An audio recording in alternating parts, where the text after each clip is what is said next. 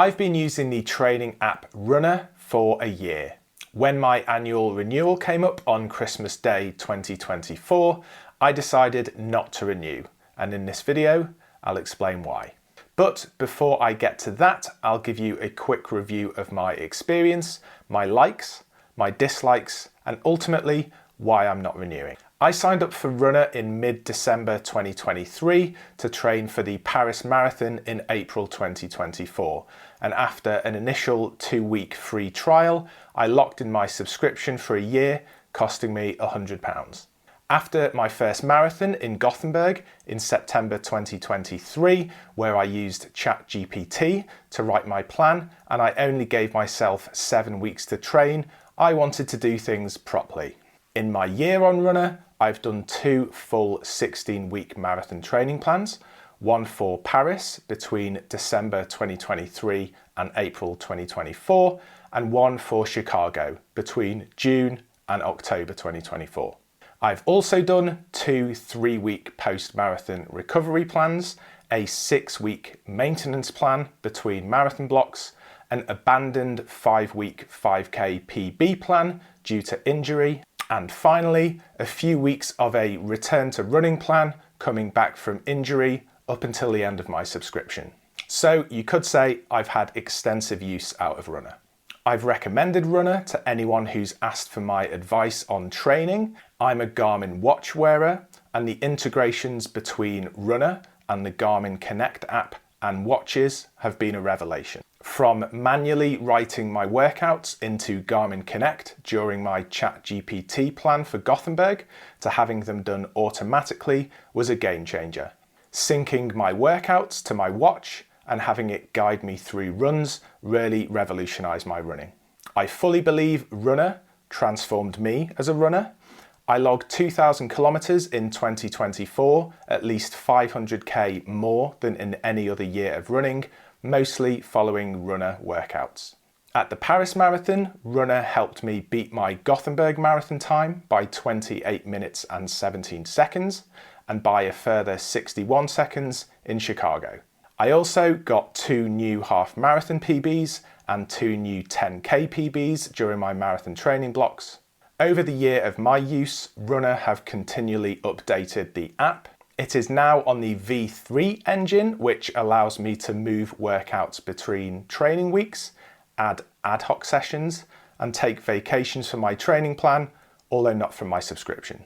But despite all of this, I'm not renewing my subscription. There are a few reasons why, and here they are. Number 1 is RUNNA's goal time expectation versus reality. When setting up my Paris Marathon plan in December 2023, the RUNNA app asked for an estimated current race time over either 5k, 10k, or half marathon. It didn't give me the option for a recent marathon time, so I couldn't use my Gothenburg time, which felt a bit strange. I followed RUNNA's advice and I based this on a recent best 5k time, as I didn't have a recent full effort 10k or half marathon time to put into the app. This gave me an estimated marathon time of between 3 hours 20 minutes and 3 hours 27 minutes, which was an hour quicker than my Gothenburg marathon time.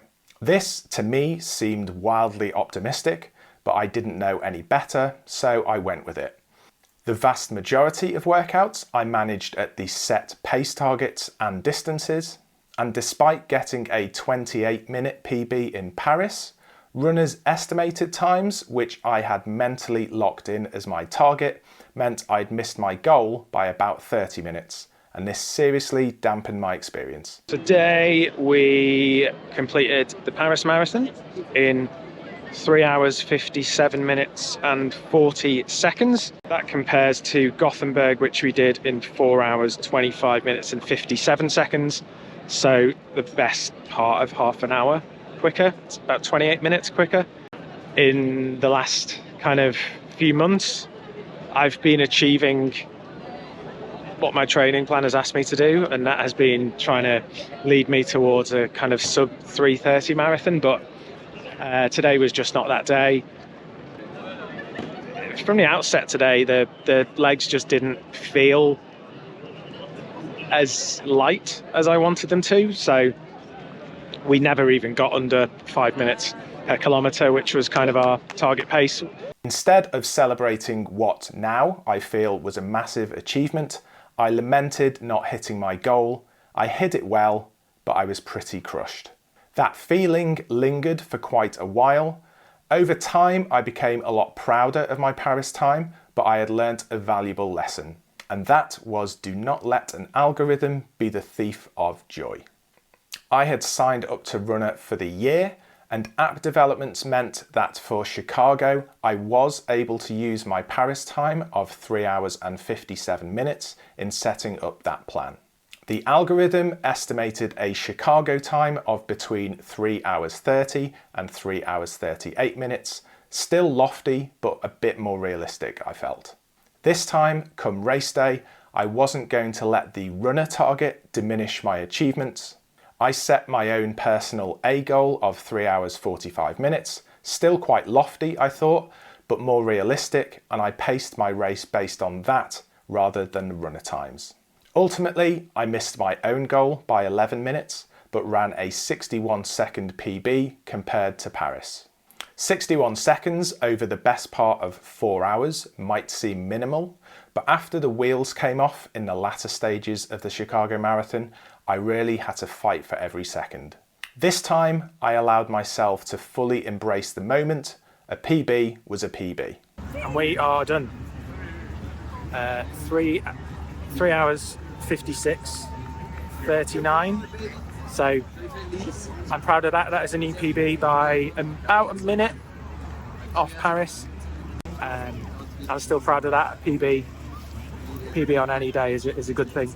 I would have been disappointed if I wouldn't have at least done that today. So that was good. It was during the Chicago plan, which brings me to my next reason for not renewing. RUNNA AI rolled out during the Chicago block, which constantly asked me to accept faster targets. I didn't feel as good physically for the Chicago plan as I did for Paris, but every time I hit target paces on a workout, Runner wanted me to accept a faster marathon target. I kept declining it until I learned how to turn it off.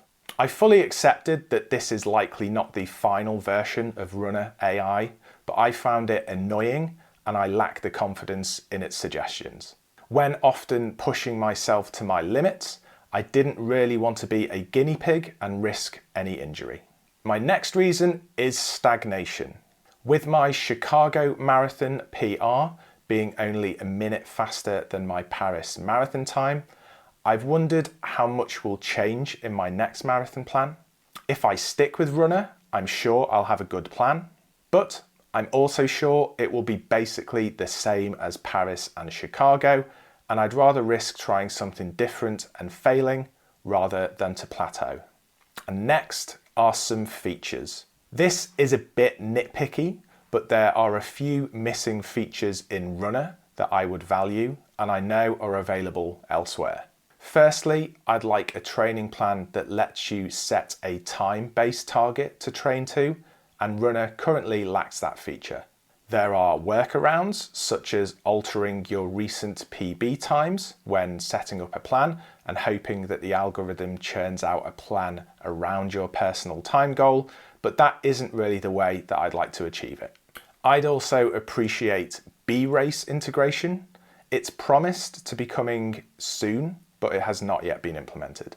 I've entered many B races during my training, but I've had to find ways to fit them into my plan, so having better integration for this is something that I would really value. Next, the cost.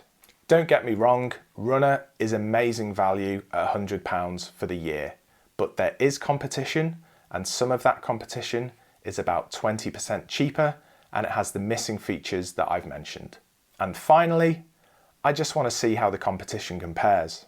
I've made many videos about Runner in the last year. Continuing with Runner in 2025 would just mean I'd be repeating myself. I love creating exciting, fresh content, such as how does X compare to Y? When I'm asked for advice, I want to share my personal experiences to inform others, not just say, use Runner because that's all I've ever used. So my plan for 2025 is to buy an off-the-shelf coach written plan on Training Peaks to reach a time-based sub 20-minute 5K at the Podium 5K Festival in March. This 8-week plan will cost around £10 and it will give me basic access to Training Peaks, but it will include a 2-week full access trial so I can assess all the features. I then plan to use Cooper to train for the Amsterdam Marathon following a 16-week program between July and October. After that, a short, less than 2-month turnaround until I run the Valencia Marathon in December, so I'll be interested to see how I cope with that, and I haven't yet decided how I'm going to train for Valencia following Amsterdam. And I definitely won't be ruling out returning to Runner in the future. So let me know down in the comments if you have any thoughts or questions. If you want to follow my 2025 journey and you aren't already a subscriber, maybe subscribe to my channel and give this video a like. And I'll see you next time. See ya.